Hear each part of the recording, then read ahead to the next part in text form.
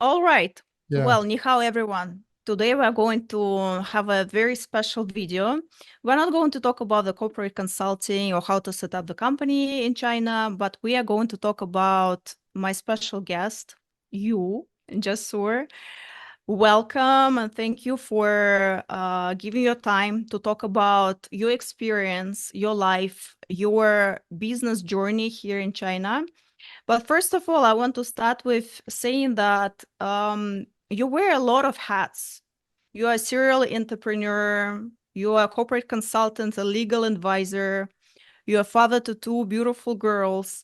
How do you manage to put all these roles in one life and make it like really with success and smoothly? Just it looks very simple to you. Okay. Thank you very much, Alena, for actually initiating this conversation. Great to be here.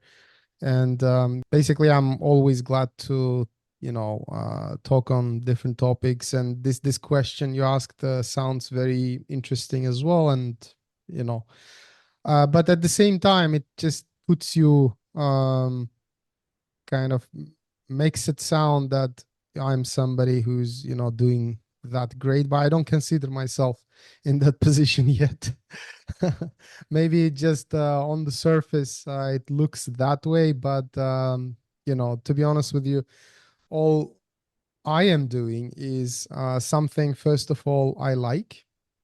Since I moved to China back in 2011, 12. Um, all I wanted is to explore the Chinese business environment and then take advantage of it, be part of it, kind of. And that has been the mission, since then. So anything I'm doing is, I don't consider it, first of all, work. In a sense that you go to work or, Monday again or Tuesday again, I don't want to go to work.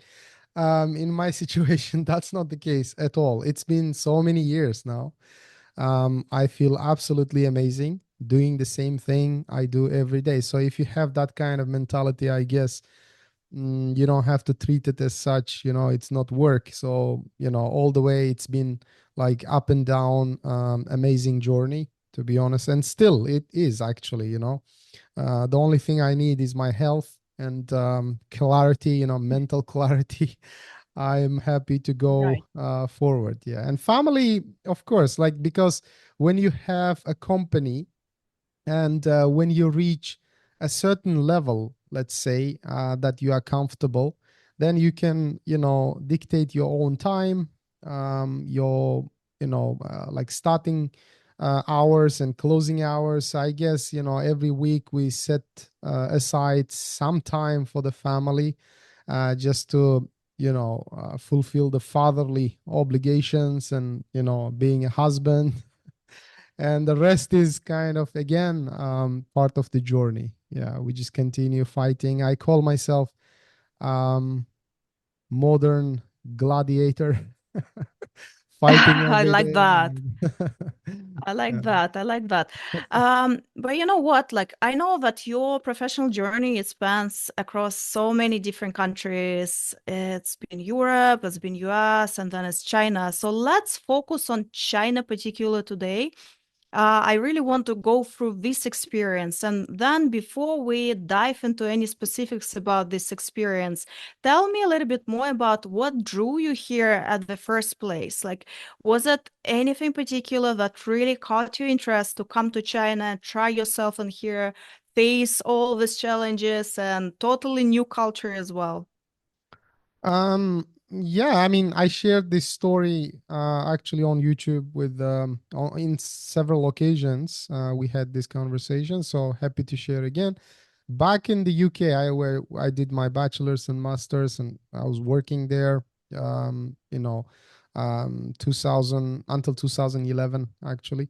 So then, um, that in that time, the situation, financial situation, everybody knows that in Europe was not that great, to be honest. So um I met a few people there. So I was also like thinking, what should I do next? Should I just stay here, Right. keep working? Yeah, I was working for a real estate company there. Yeah, just managing properties and assisting our company's property lawyer, basically. So yeah, I met a few people from China, specifically from Shanghai, Hong Kong, and we just had different conversations. And yeah, so back then Hong Kong sounded more appealing, the place I wanted to be, because the so much. I studied law, by the way. So, and my specialty is still actually is structuring, company structuring, offshore accounts, and so on. So Hong Kong felt like this is the place you have to be. This is the spot where all the major investments go, and this is like, as a corporate, legal consultant, this is where you have to be. And maybe, I was thinking to move to Hong Kong, but then right before I decided, finally, I met this guy from Shanghai.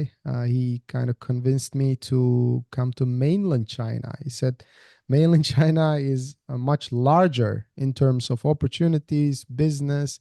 Hong Kong is a tiny spot where, of course, financially, it's still like, one of the important, places in the world, but still, compared to mainland China, it's still, a little bit smaller. So yeah, then I thought about it. So let's just go to China and start exploring. And since then, glad it was that decision. So yeah, very glad to be here. Right. I mean, every decision we make, it's always for a good reason, right? Whether we Yeah. get an experience from that, whether we actually grow and succeed and thrive in this experience. So I can get you. Yeah, I get you totally on this one. Um, I mean, China is such a special place, and I think for many people it looks like a totally different world. Like it's not on the planet Earth, right? But actually, when you dig into it deeper, culturally, historically, China is a very rich and interesting country. But then what I want to know is, though, what was the biggest surprise for you coming to China when you came here? Again, is it cultural difference that really shocked you or something else that give us a little bit of piece of it?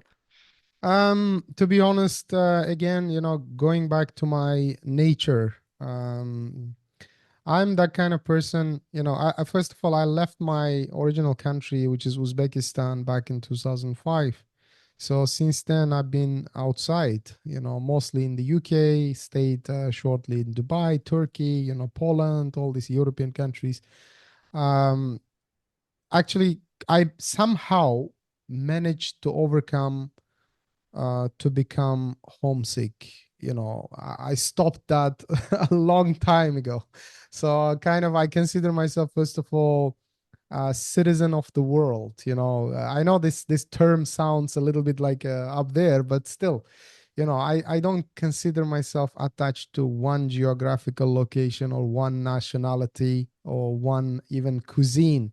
I've seen some people, who moved to some country, and then just because of the type of food or the cuisine they used to, back home, they cannot live outside of their, home country for such a long time. I don't belong into that Right. category. I'm just saying that, even if you take me, um, put it in Iceland or maybe in Antarctica, and you say that you're part of this research team, I can play along, as long as it takes. It Right. doesn't matter. As long as there is a goal and there's a stake, that I am interested, I want to be part of it. So that's the, like, core, I would say, the value or the quality that I have.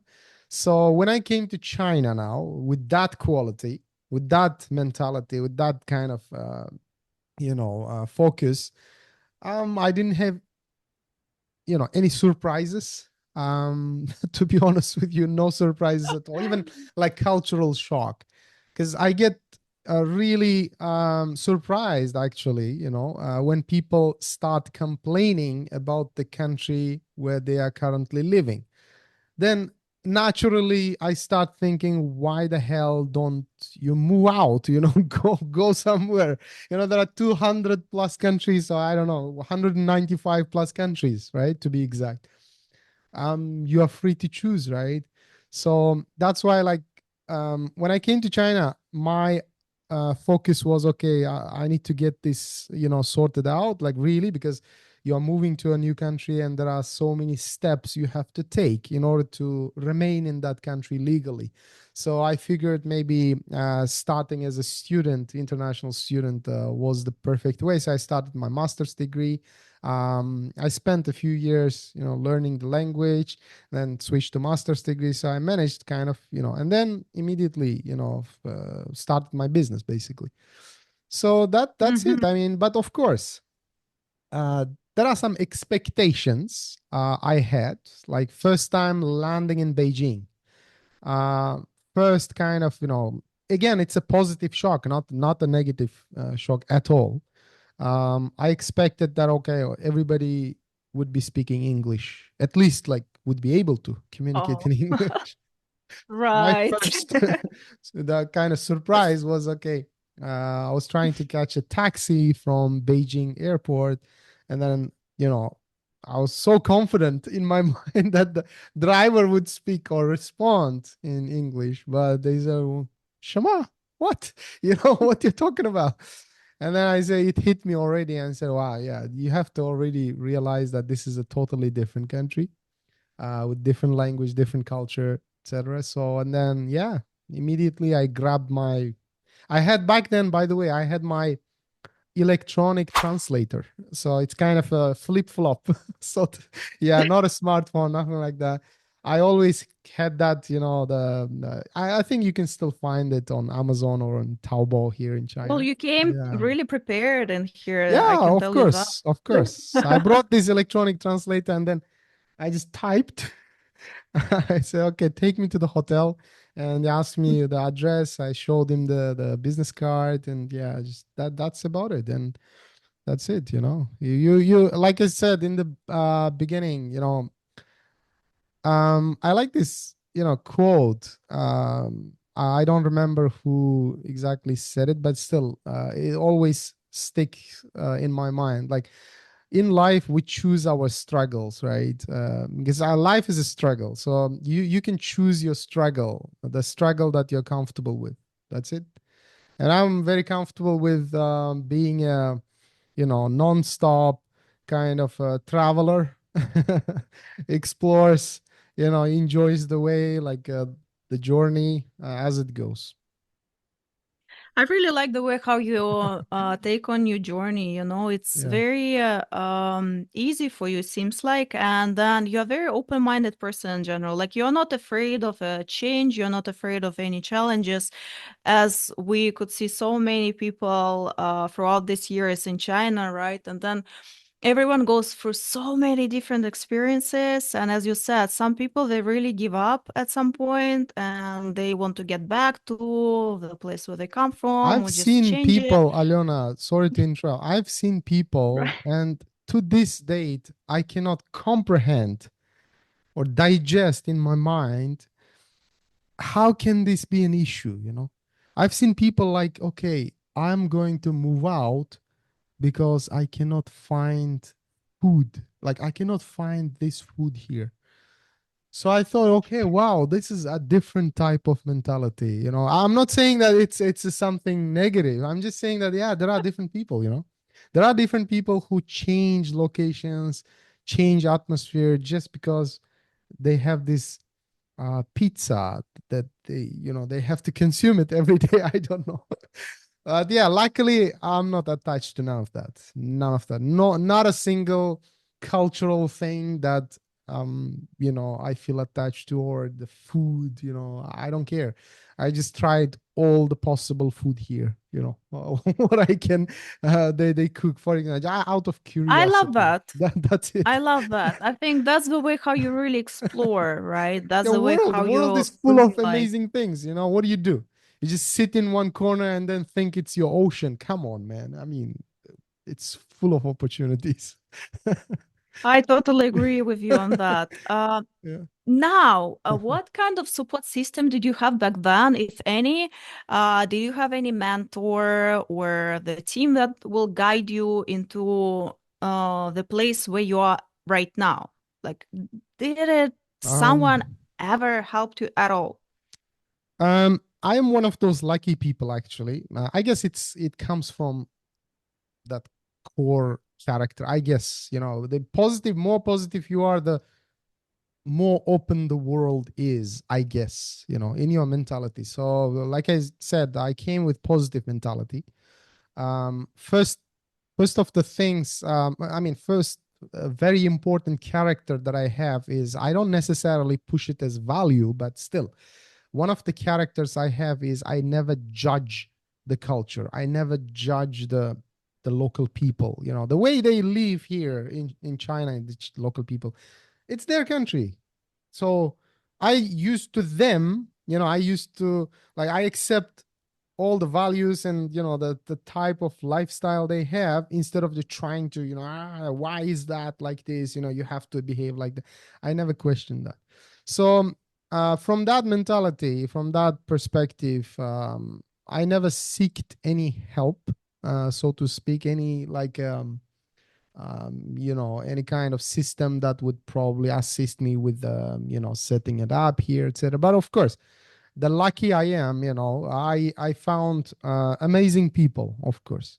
So, like you said, like I try to be open minded. So that sort of people come across my way, basically. The every day, like even first city was Wuhan, so the starting place of all this pandemic, etc. Everybody knows now. Wuhan is very famous. So I went there, actually, first city.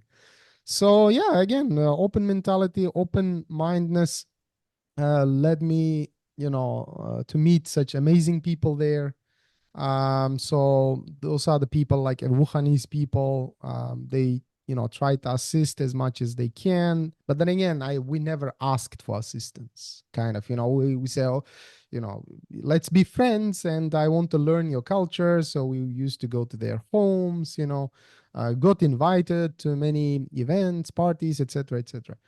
But then I want to thank one person. I don't know if that person watches my videos at all, but I had a boss back in the UK, in London. His name is Christopher Bell, Mr. Chris, Mr. Christopher Bell. He's the founder and the owner of that property company that I worked for.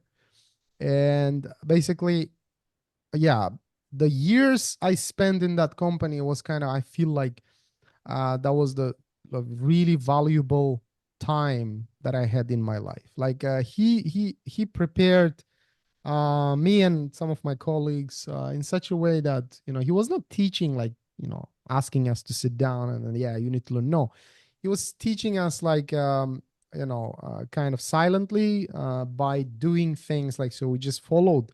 For example, talking to clients. I specifically remember in several occasions we had these problems with clients, and Chris managed to like talk to them in such a way, like really professional way. If the fight had been going on maybe like a couple hours, and then Chris joined the conversation in literally like 2 minutes, it's resolved. So this kind of communication, skills I learned from him, and especially the email writing, or like written communication. I've seen how amazing, like emails he wrote, and that kind of resolved most of the issues. So that was the preparation time. So I guess I was lucky there. So I learned all of that stuff. So kind of when I came to China, I was already equipped with a lot of like this kind of skills, to be honest. So I still think about, yeah, that company, and specifically Chris, who taught all of that to me. Yeah. Well, you know what? I think here is probably there's obviously some luck should be happening, but then it's a lot about the attitude as well. like as we already said a couple of times, it's like how you take things and how Yeah, you process them and just move on. Whether you're gonna take an experience as a negative experience and keep nagging about it and then yeah. complaining, and then it's not gonna bring you anywhere, or you're gonna take it as an Make you miserable. experience. That's it. Yeah, Yeah, exactly, right. And then yeah. you're just gonna take it, learn it, move on, optimize it, transform it, make it positive experience no matter what. So I think that's a Absolutely. quality that you have really as a person in general. It's not just a professional trait that you have, but in life, that you are a very positive person in general, right? Like you really have this mm, feeling like when people talk to you, like it just attracts directly. Why? Because it's super easygoing. It's always like on the very good note, and you're super, mm, you know, empathetic towards other people, which I think is extremely important as well, right? Thank you. It's you're like really authentic. It's not like I'm not trying to sell you right now. It's just purely from how I feel about you, knowing you for some time already, right? Great. Well, it was just a short second of compliments in here, but let's move on to our new next question, right? So, but then from your personality, I would feel like this question would be unnecessary to us, but I will still go for it just to see if there is something you want to share about it. So, have you ever felt like giving up at all, like throughout this experience in China? Something that really triggered you to just, oh man, why do I do that even? Like, why would I go there? Like, I just don't want to do it anymore. Like, let me move on to something else. No, absolutely not. I mean, probably you expected some different answer. No, I mean, the answer is very short, actually. Again, that goes back to my other, not other, it's the same, like quality that it's not about moving. It's not about like, changing the environment. Even like I start something, for example, let's say, you know, some course, let's say IT, like development course, for example, if I don't like it, I immediately change it. I don't care about other people's opinion. I don't give a damn about what people think. Oh, you wasted such amount of money and you wasted a lot of time. I try to teach my kids as well the same quality. Like my daughter, she's almost like 13 years old now, older daughter. If I teach her anything, I've been keep I keep telling her, yeah, stop caring about people's opinion. If you care about people's opinion, then you're not going to live your life. So coming from that perspective, actually, when I came to China, a lot of people say, China, why you're going there, because of politics, because of culture, etc., etc. I never cared about anybody's opinion, first of all.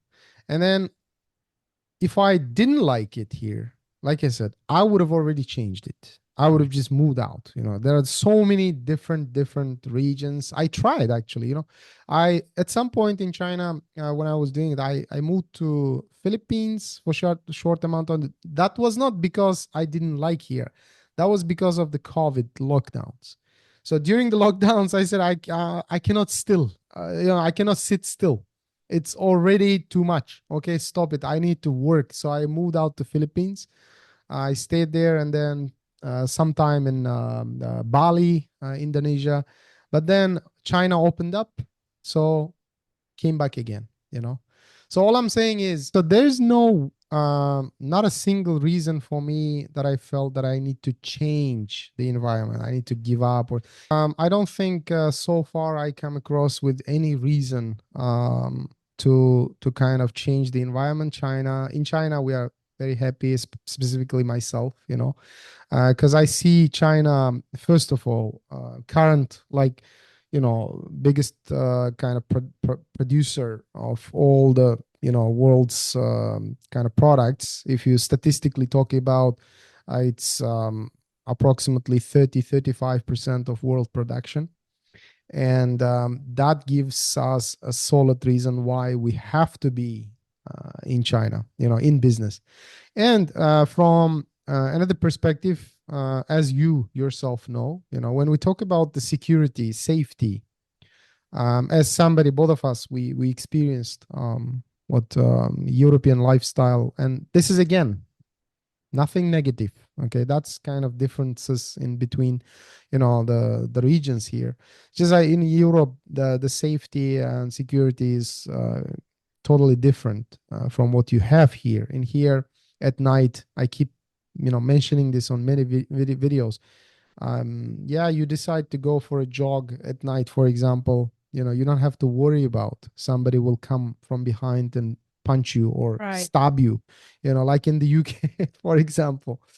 Of Mm-hmm. course, there's like a freedom aspect that everybody talks about. I don't want to go too deep into that, but still, I'm a person, I don't really have any kind of special secrets that, I'm afraid of government listening to my recordings. I would voluntarily open my phone if they want to check. I don't care about that. Right, I'm right, not right. a, yeah, I'm not a politician or something like that, that I have some secret things in my phone. No, nothing like that. We are, as a family, we're absolutely happy here because extremely safe country. Especially when you have like daughters, so you have to be extremely like it's a very sensitive topic. Like yeah, if there was a son, maybe you just train them to fight. I don't know, send them to self-defense, etc. But in my mind, I'm a traditionalist sort of. Yeah, like come from old school. Okay, I consider women, girls, like very sensitive. We have to protect, especially as a father. I have to protect my daughters, my family, etc. So from that aspect, I think China is one of the very safe places. But then again, third point I want to mention is when you feel like giving up is when you are doing something um kind of something you don't like, maybe you're not 100% attached to. As I mentioned in the beginning, my work is not something that I feel alien towards. My work is my life, that's it. Even if I do it in I don't know, in Vietnam or in US and Canada, I would be doing the same thing. So Right. I would, even if I'm born again, if you ask me, I would be doing the same thing. I just enjoy building companies for myself and for my clients, specifically for our clients. We structure companies. It's kind of, yeah, like there are some people like who loves sculptures, right? Who love, making sculptures, like, or stonemason, for example, makes different statues out of a stone. I like to structure companies. That's it. I don't know, if you, that's my hobby. So Yeah, I well, never as they feel. say, right? Like as they say that you just find this one thing that you really like and you Yes. know how to do it and do it good and you never have to work any longer in your life. Yeah, that's it. So I think you just found yourself, you found yourself in what you do and it really brings you joy. So it doesn't really feel like this corporate life when people are obligated, committed to going to work every single day from 9 to 5. And perhaps they're not very happy with what they do anyway. So Yeah. you just found your field. You found something that you really expert at, something that really brings you joy. And then when you're happy to do what you do, then where success follows as well, pretty much. Yeah, absolutely. I agree. If you keep doing something that you really, truly care, then the success will follow. Because, yeah, I don't want to be unfair to those people, like, that are like, of course, people and group of people think that work is work. So no matter if I like it or not, we have to do it. Because I went through that as well. At some point in Wuhan, I told my father and my parents, basically, I told them that, well, I want to try medical school after all this. Yeah, Interesting. yeah. Okay. This is something that probably I never discussed like in detail, but still, here you go. Because in Wuhan, I found this medical school that kind of offered a lot of like quality education, the quality equipment, etc. Like labs were amazing. um, then I thought maybe like because my parents are both doctors, so I thought I had this interest. So I tried kind of going to medical school for 1 year. Yeah. I got in. I went to this Chinese medical school, of course in English, but then I quickly figured that this field, although I was born in doctor's family, but still I don't think I I am I'm not going to make it in this field. So I quickly dropped out, and then the same reaction we had from different people, well, wasting time. I said, you know, I never react actually, but still, say none of your business. You just move on, That's it. We just have to, I think, protect ourselves. Um, and this is something mental, in my opinion. So just mentally um, closed towards this kind of negativity. Yeah, that's it. It's very interesting. I never knew actually that you study medical. That's something new for me to learn about you as well. You Mm. see so many new things every day. No, All actually, right. Well, medicine is yeah, I've been always around it, since childhood. I grew up. My father is a mhm. surgeon. He's still actually, he refuses to refuses to retire. He's more than like 65 years old now. I think close to 67.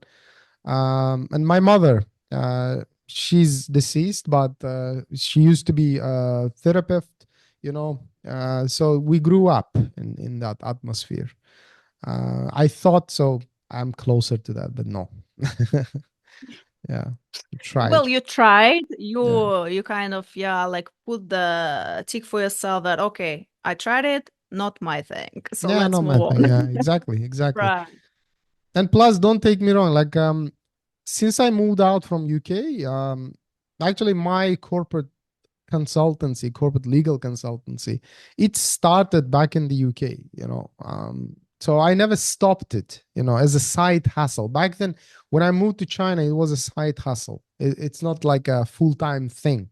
I was just, like I said, in transition, trying to figure out how to stay in China, how to make it like really like a, because when you move to a foreign country, the first problem is the visa. So what do you do? Like you don't have of course I didn't have a lot of like millions of dollars that I could invest and then wow, give myself residency, right, through the company. None of that. So the only way was to just find a way, find a way as a student or as an employee. But one of the probably bad characters that I have is I don't like to work for somebody. So being an employee is out of the question. Yeah, at some point I had to work for this Australian company in Wuhan, but still, that was not the priority. So I always had my side hustle as corporate consultant. I was consulting different clients from UK, from my own country, from Russia, for example. But then, that was the transitional period, figuring out how to stay in China. Well, yeah, I think I agree with that. Yeah. We just always need to take this step by step to find our way through.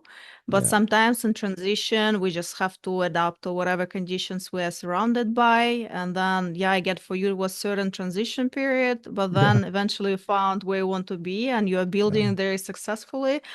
So looking back though, what are some of the accomplishments that Mhm. you are the most proud of right now?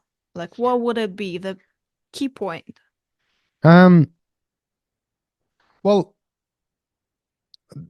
I think it's yeah, but it's a bit difficult question to answer, to be honest, from a professional perspective. Because I don't consider that I have achieved anything professionally yet. Because in our field, you know it perfectly. Legal consultancy is a multi-billion-dollar industry, and yeah, professionally speaking, from work perspective, we are still building the company. And yeah, I perfectly know that it's not an easy thing to do, especially in China. There are so many barriers, but then again, it's challenging. It's interesting to go through them, you know. So, but personally, if you ask me, my greatest achievement is my two daughters. That's it. I mentioned probably this you know, to many friends, etc. But still, you know, if you ask me, like, you know, generally speaking, you know, these are the two things that I live for, like two people that I live for. Yeah, and I'm looking Well, they're forward to super like professional lucky. achievements. Yeah. They're super lucky having you as a father, Yeah. seriously. Seriously, absolutely. All right. And then let's move to the next one. So, reflecting on the person that you were 10 years ago, what advice would you give yourself younger back then? What would it be? Yeah, I would probably advise one thing. I thought about it many times actually. If somebody invents time machine, I would probably use that and go back, just to avoid a few mistakes. Um, One thing is, I spend a lot of time for you know, for degrees, because even back in Uzbekistan, um, I should not have spent, for example, some years at the university. I studied at a Russian Plekhanov Academy, you know. That's like a economics academy kind of, you know, university from Russia. So those years, even I would go further before that, like high school, you know. If I think about my high school years, total waste. So probably I would change that, you know. I would ask myself, you know, learn the languages as soon as you can, you know. um yeah, focus on one, for example, English or Chinese even, and then just skip those university years, you know, straight come to China. Because yeah, imagine if I had started my journey, you know, let's say in 2000, year 2000. Now it's like 2024. In 24 years, probably I would have, you know, built something much, you know, big in scale. So yeah, that's one thing. I would have skipped most of the like things in between. I mean, look, very good question for you. So you obviously are famous in China. So many people watch you on YouTube, many people follow you, keep writing you every single day. You have like hundreds of these emails coming to your inbox. I mean, I'm not gonna really share on the numbers because it's crazy. Like 50,000 for followers on your personal account, 8,000 on your professional account. I mean, you are definitely having some weight in here. And then at the same time, China and Chinese competitive landscape in terms of corporate consulting is fierce. It's so many players in here, so many companies, agencies who offers these services. Yeah. So what really, how do you think what sets you apart from them as an entrepreneur and corporate consultant as well? Hmm. It's easy. Our company's approach is, we talked about it many times on different videos. It's a boutique company. The world is shifting, world is changing. The traditional way of doing business with, you know, your $5,000 suit and, you know, crazy like ties is going away. All of those people who like talk differently, yeah, it's just bullshit. You know, look at the world, like look at how the entrepreneurs are, how they are different from, let's say, 10 years ago. Maybe 10, 20 years ago, that was the, you know, the case, you know, all these traditional companies, corporate, consulting companies. They are dying out. They were the ruling kind of type of companies, and the method of doing business was kind of structured around them. The way they set the rules, they say, okay, well, you email us, we're going to contact you, in 24 days. I don't know. It's crazy. They still exist. Don't take me wrong. They still exist because they kind of grab the big chunk of the market, but they are dying out day by day. I will tell you, I can predict actually in 10 years' time, they will not have business probably. I mean, some of them actually they don't have in China. They couldn't even survive, Right. like because of their Right. traditional beliefs. They don't get used to new cultures, new atmosphere. So our company, again, is a boutique company. We select our clients, we talk to the client, we communicate, ask questions, and if we think that this client is fit and we think that we are fit to solving their problems, then yeah, we are 100% in. When I say 100% in, when when a company or entrepreneur they become our client, then that's it, we attend to them 100%. No business hours even for our clients. No business hours. You can, once you become a client, you can call our phone. You can, pick up the phone literally, like call me in the evening at 11 o'clock. If there's an issue that I can solve, I will do that. So that means that every month we take limited number of clients. That is one advantage. Another advantage is we are kind of flexible type of company, not like a traditionalist. Again, unlike those companies that, well, client needs to adapt to me. No, we don't have that mentality. We adapt to our clients because we take them as clients. If we are fit to solve their problems, then yes. So we are flexible. We change ourselves if necessary. We have the technological advantage as well, unlike all these different companies. And we are approachable. Like I said, we are approachable. Once the client becomes a client, it's very super important actually that there is a person behind. Because I travel a lot. I mentioned to you the other day, when you go to Hong Kong, for example, the Hong Kong whole corporate world of Hong Kong is still living probably back in 90s. You don't walk into company, you cannot walk into a company. It's like so True. much like email based, or more like a really really traditional, like this is good, but that type of business, I think it's dying out slowly. So companies like us who are approachable, who respond to clients on a timely manner, like existing clients, or take care of the clients, they will take over slowly slowly. So actually Hong Kong is our next step. We have a Hong Kong company there and small office, but still we want to expand to Hong Kong and make probably a different approach, and probably try to change the game there, so that it's slightly different from other companies. Yeah. I really like one point that you mentioned. It's about if a client fits in. So what kind of client wouldn't fit in?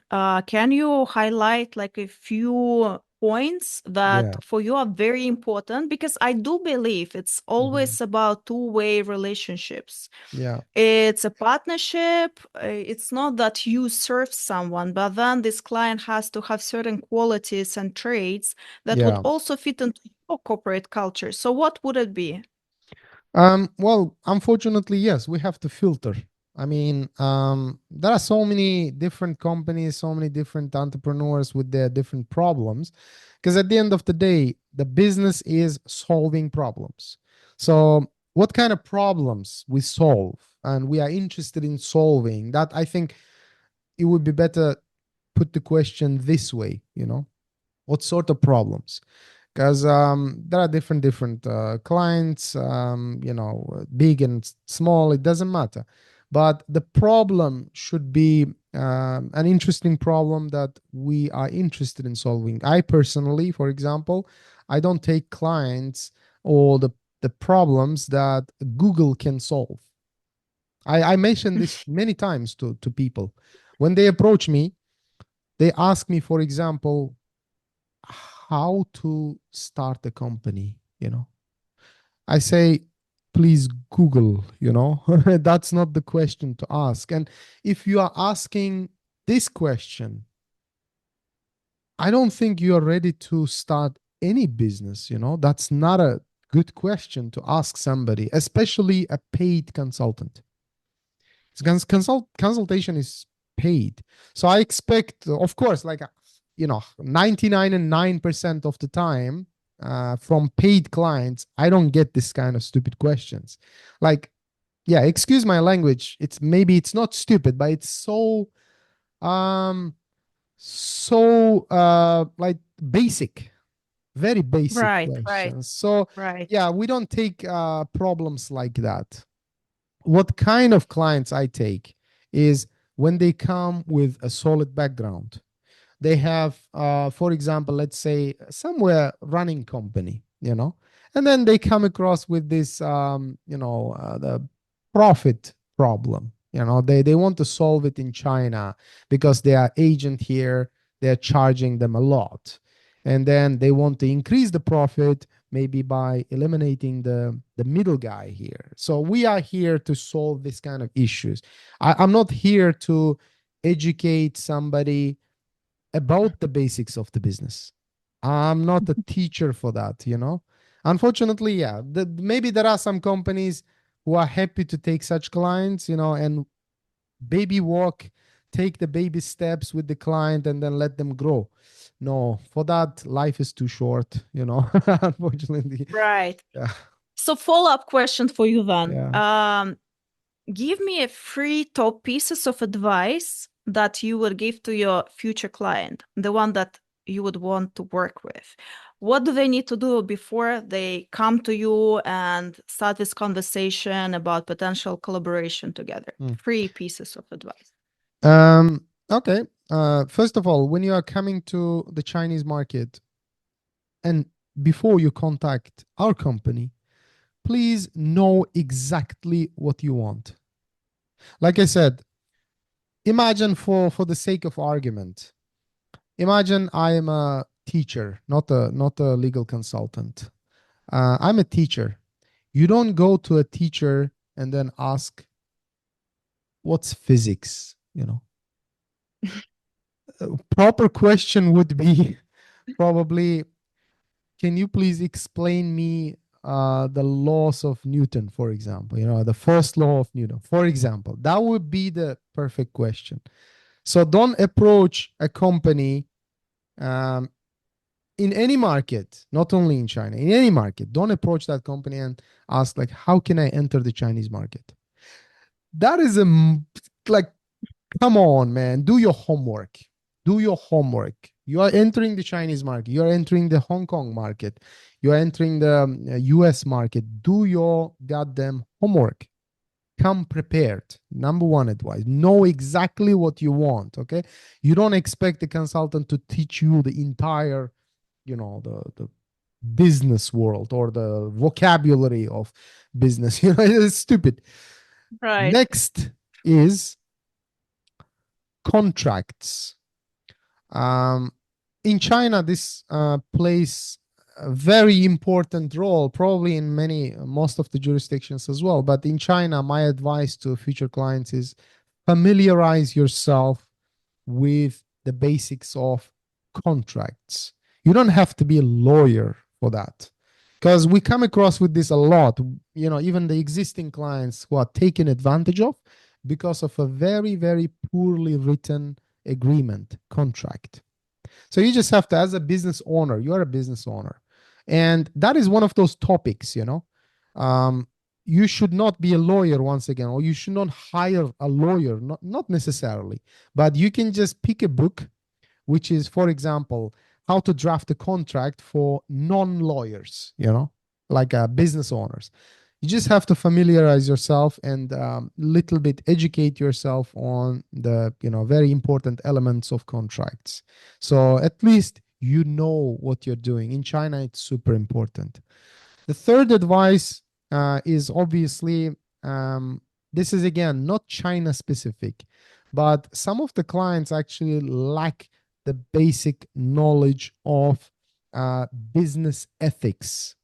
This is really, really common. I come across with on a daily basis. For example, they don't know how to properly communicate um, their issues, even or the questions to the Chinese side or to even to our company. So kind of they, all around the place, like the properly formatting the questions or properly like delivering, conveying the message, and based on international business ethics.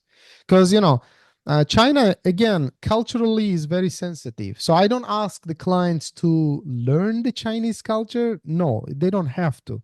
But if they at least learn the business ethics, they would not be, having issues, that many issues. For example, I can give you another example. Maybe when they watch our video, they can recognize it. There was a client who came to our office, like totally stranger. Um, Actually, back then they were not clients. Back then they were just people who were just inquiring some information, but they decided to come into our Shanghai office. We invited them because I was in Shanghai, so I said, okay, why not come in? Then very strange thing, they coming into the office and then you know especially in China where we although I'm a foreigner, but in China this is the way, like we show them where to sit, right? You sit here, I'm sitting here, like we make hand gestures, right? So this guy, the person who came in, boss of the company, he straight went into the office and he just grabbed the chair of the boss,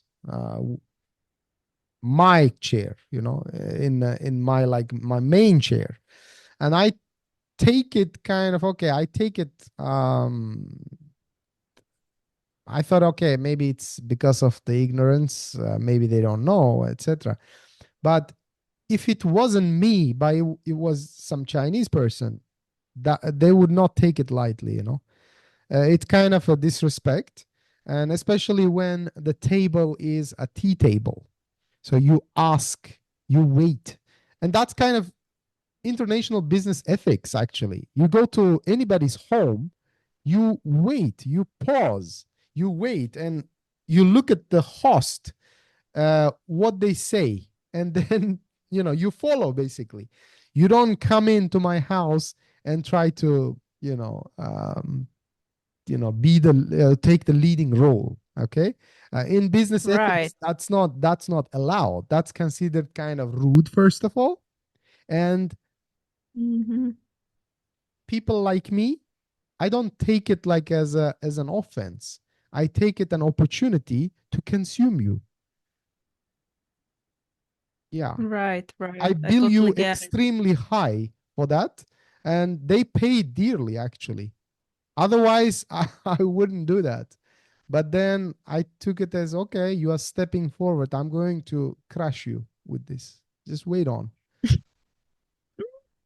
I mean, it That's can be swallowed in some countries and cultures, I guess, but in no, here especially, business ethics, as you said, it's so sensitive. Like you very have to important. really know the basics of it at least if you want to build some really great and strong relationships with the Chinese, whether it's partners, suppliers, Yep, manufacturers, whoever that is. yep. Yeah, I totally agree with you on that and strongly recommend everyone who's coming into Chinese market, you guys just really put your attention to the business ethics and how it works in here because it can really jeopardize the whole experience and the success or potential success of your company pretty much on the No, I long mean run. the example. To be honest with you, the example I brought here, it's not specific to Chinese. But Hmm. if it wasn't me, if it was a Chinese person, probably they would take it wrong way. Actually, I had my Chinese Right. colleague back then in the office. He immediately looked at me very strangely because the boss. Imagine, like, I'm sitting in my here this chair. Your guest comes in and sits in this chair. Why? Oh Like, man. really? Yeah, I don't think it would be taken in a good way in any No, country around the world, really. exactly. Yes. And I think it's kind of like actually it's like even it's just basic kind Yeah, it's of, right? Like basic, it's but still, common my advice, sense, but yeah, you just yeah, don't do yeah, that. yeah. Right. Just Right. familiarize yourself with international business ethics, even if you come from the bush, to be honest, because you're conducting international business here, you know. So, yeah. Right. So now, what would you recommend? Give you a piece of advice to every entrepreneur that plans to come to enter Chinese market. What should they really focus on, or something that they should be aware of in advance before they come into the market here? Well, of course.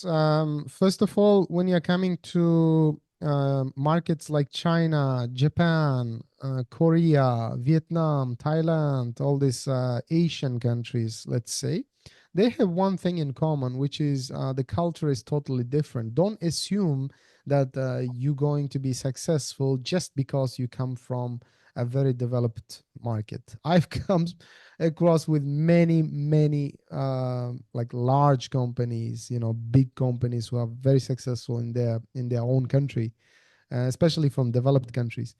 They automatically think that they're going to succeed here just because of their knowledge. No, it's not going to work. You have to learn the local game, especially in China now.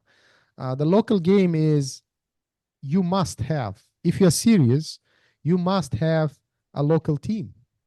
It doesn't have to be a big team, but still, if you're serious about like succeeding here, you have to calculate the costs of hiring at least a few people, a Chinese, local people, because there's a very important element here. When you have a Chinese company, for example, let's say your branch, subsidiary office, and it's run by um, totally foreign people, then these local companies here, when you are approaching them, bigger brands, etc., they will look at you as alien.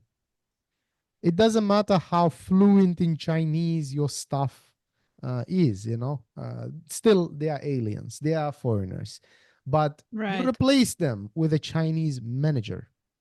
You replace them and put like a assistant manager as Chinese, for example, like 2 people, 3 people. Then see how they run the company. Then see how many doors they can open. It makes dramatic change, to be honest with you. The next thing is, we had this client, for example, who ignored the Chinese social media.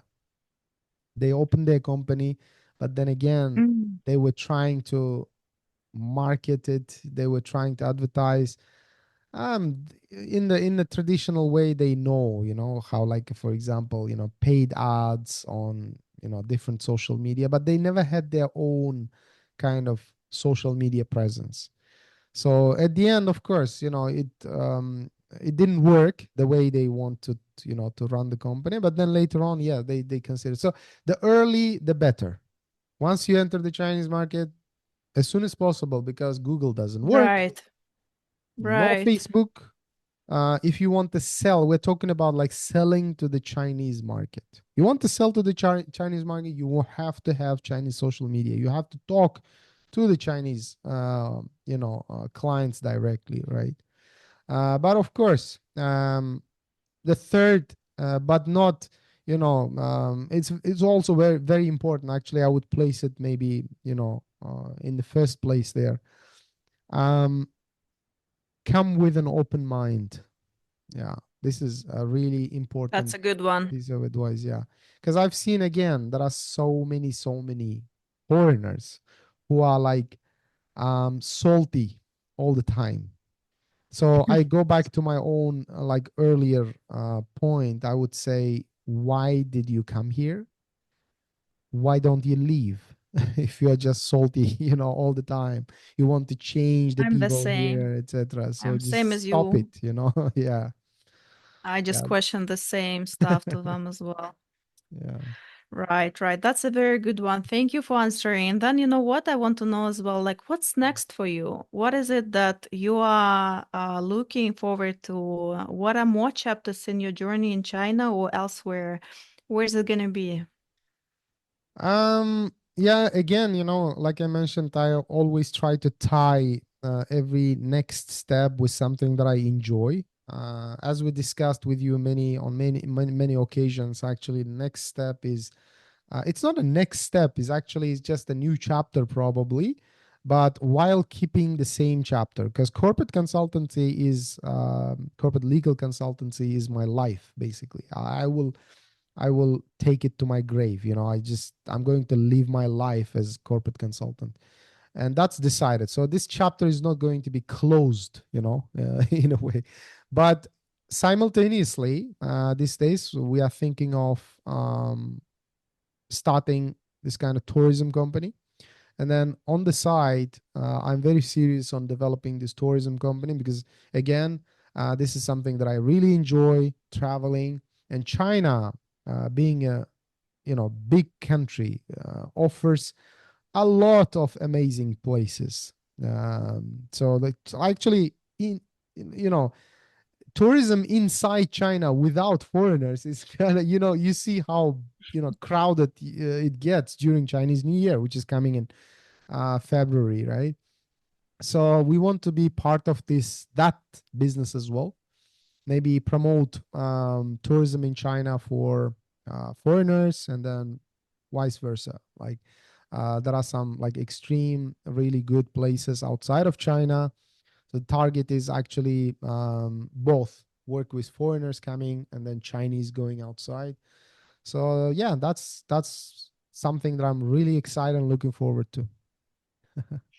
Thank you so much. I'm super happy to have this conversation with you today. Yeah, I think that there likewise. is a lot of really valuable stuff that you shared today, and it would be really helpful for all the viewers, people that are planning on launching this journey in China, entrepreneurs. It has a lot of valuable insights in there. Thank you so much for Thank you, that. Alena. Well, it's been a really fruitful conversation today. I would like to thank you, Jasur, for sharing all your experience, what you've been through, how you started, because I think it's really important, not just for entrepreneurs to know, but for everyone who is really having an interest in, trying exploring the world and see how they can adapt to a new life somewhere else, or perhaps get out of the, comfort zone as well. I think it's very important to really like just go there, go ahead, not being afraid to make a mistake. And I think you are like a really great example of a person that does it, just go there no matter what, with a positive attitude, with good mindset, I think it's been great what we talked about today. And what I want to say to our viewers, that you guys stay tuned because we have so much more cool stuff coming for you. We're going to talk about life and business in China. We're going to talk about how to actually succeed in this market, something very new and perhaps challenging at times. But there's nothing that is impossible. So we want to give a little bit of motivational speech to you too. So please stay tuned, follow us, click the like and share if you found it insightful and helpful for you. Yeah, and any other words you want to share to our viewers today? No, thank you. Just like you said, it's been an interesting conversation. Thank you for actually initiating it. Thank you for inviting.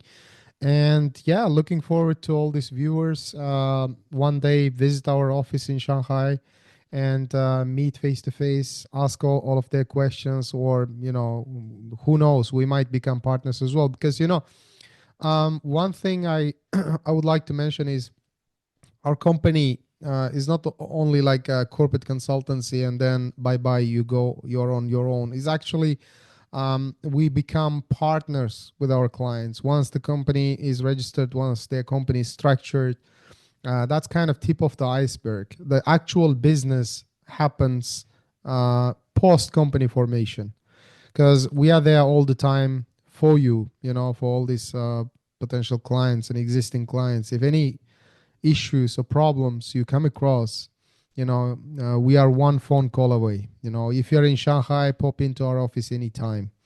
And yeah, so looking forward to seeing all of these people in Shanghai and start working together. Thank you. Let's go. I like All it. right. Cool. Thanks, Alena. All right.